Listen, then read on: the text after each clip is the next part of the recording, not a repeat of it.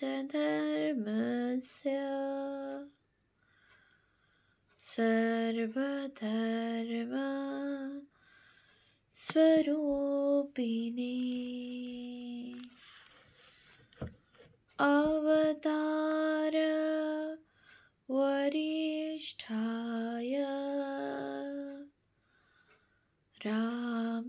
रामकृष्णाय ते नमः। শ্রী শ্রী রামকৃষ্ণ কথামৃত শ্রীম কথিত প্রথম খণ্ড। তব কথামৃতম তপ্ত জীবনম কবিভিড়িতম কলমশাপহম শ্রবণমঙ্গলম শ্রীমদাততম ভুবি গৃণন্তি ये পরিদা জনা। শ্রীমদ্ ভাগবত গোপী গীতা, পৃষ্ঠা সংখ্যা 190, 1883, 2রা জুন। নবম পরিচ্ছেদ। কলিকাতায় বলরাম ও অধরের বাটিতে শ্রীরামকৃষ্ণ। ঠাকুর শ্রীরামকৃষ্ণ দক্ষিণেশ্বর মন্দির হইতে কলিকাতায় আসিতেছেন। বলরামের বাড়ি হইয়া অধরের বাড়ি যাইবেন, তারপর রামের বাড়ি যাইবেন। অধরের বাড়িতে মনোহর সাঁই কীর্তন হইবে, রামের বাড়িতে কথকতা হইবে। আজ শনিবার 20শে জ্যৈষ্ঠ 1290, কৃষ্ণা দ্বাদশী, 2রা জুন 1883 খ্রিস্টাব্দ। ঠাকুর গাড়ি করিয়া আসিতে আসিতে রাখাল ও মাস্টার প্রভৃতি ভক্তদের বলিতেছেন, দেখো, তার উপর ভালোবাসা এলে পাপ টাপ সব পালিয়ে যায়। সূর্যের তাপে যেমন মেঠো পুকুরের জল শুকিয়ে যায়। সন্ন্যাসী ও গৃহস্থের বিষয়াসক্তি, বিষয়ের উপর, কামিনী কাঞ্চনের উপর ভালোবাসা থাকলে হয় না। সন্ন্যাস করলেও হয় না যদি বিষয়াসক্তি থাকে। যেমন থুতু ফেলে আবার থুতু খাওয়া। কিয়ৎক্ষণ পরে গাড়িতে ঠাকুর আবার বলিতেছেন, ব্রহ্মজ্ঞানীরা সাকার মানে না।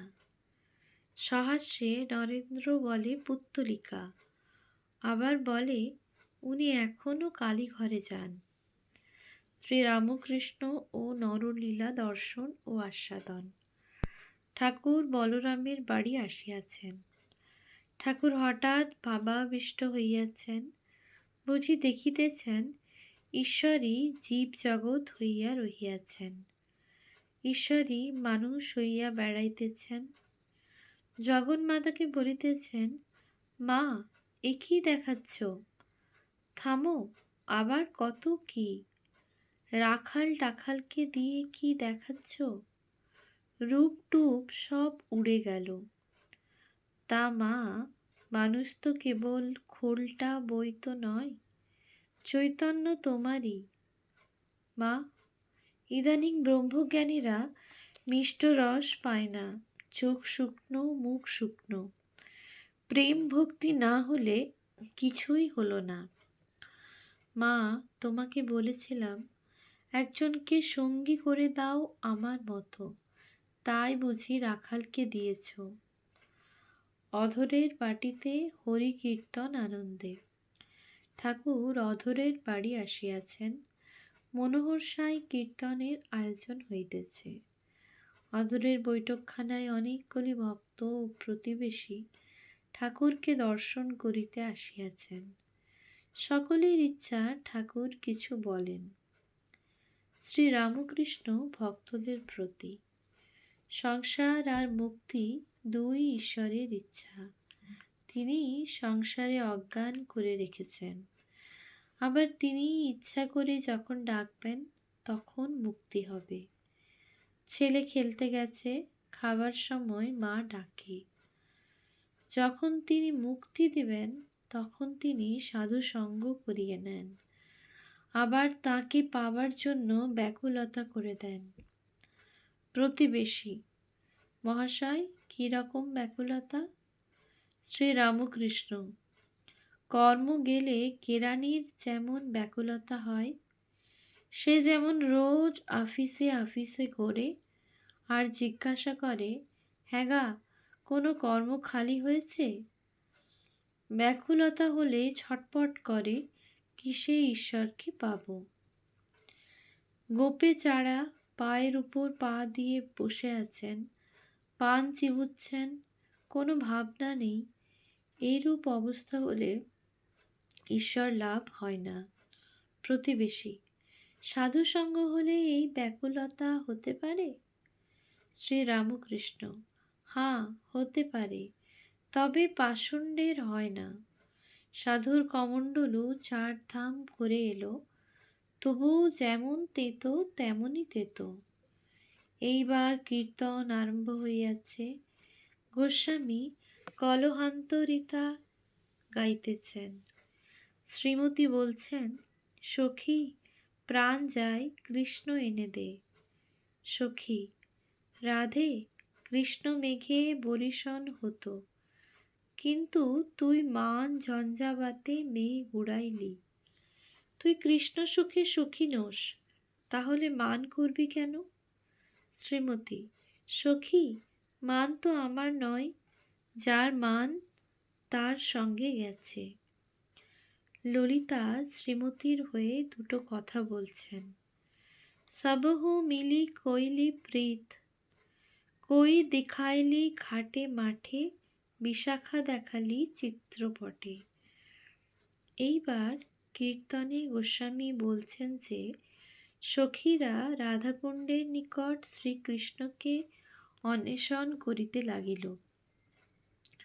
তারপর যমুনা পুলিনে শ্রীকৃষ্ণ দর্শন, শ্রীদাম সুদাম মধুমঙ্গল সঙ্গে, বৃন্দার সহিত শ্রীকৃষ্ণের কথা, শ্রীকৃষ্ণের যোগী বেশ, জটিলা সংবাদ, রাধার ভিক্ষাদান, রাধার হাত দেখে যোগীর গণনা ও ফাঁড়া কথন, কাত্যায়নী পূজায় যাওয়ার আয়োজন কথা। The humanity of avatars. কীর্তন সমাপ্ত হইল। ঠাকুর শ্রীরামকৃষ্ণ ভক্ত সঙ্গে আলাপ করিতেছেন। শ্রীরামকৃষ্ণ, গোপীরা কাত্যায়নী পূজা করেছিলেন। সকলেই সেই মহামায়া আত্মা শক্তির অধীনে। অবতার আদি পর্যন্ত মায়া আশ্রয় করে তবে লীলা করেন, তাই তারা আত্মা শক্তির পূজা করেন। দেখো না, রাম সীতার জন্য কত কেঁদেছেন। পঞ্চভূতের ফাঁদে ব্রহ্ম পড়ে কাঁদে। হিরণ্যাক্ষকে বধ করে বরাহ অবতার ছানাপোনা নিয়েছিলেন। আত্মবিস্মৃত হয়ে তাদের মাই দিচ্ছিলেন। দেবতারা পরামর্শ করে শিবকে পাঠিয়ে দিলেন। শিব শূলের আঘাতে বরাহের দেহ ভেঙে দিলেন। তিনি স্বধামে চলে গেলেন। শিব জিজ্ঞাসা করেছিলেন, তুমি আত্মবিস্মৃত হয়ে আছো কেন? তাতে তিনি বলেছিলেন, আমি বেশ আছি। অধরের বাটি হইয়া এইবার ঠাকুর রামের বাটিতে গমন করিতেছেন। সেখানে কথক ঠাকুরের মুখে উদ্ধব সংবাদ শুনিলেন। রামের বাটিতে কেদার আদি ভক্তগণ উপস্থিত ছিলেন। ওম শান্তি শান্তি শান্তি।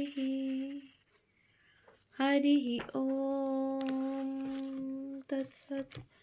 শ্রীরামকৃষ্ণার্পণমস্তু।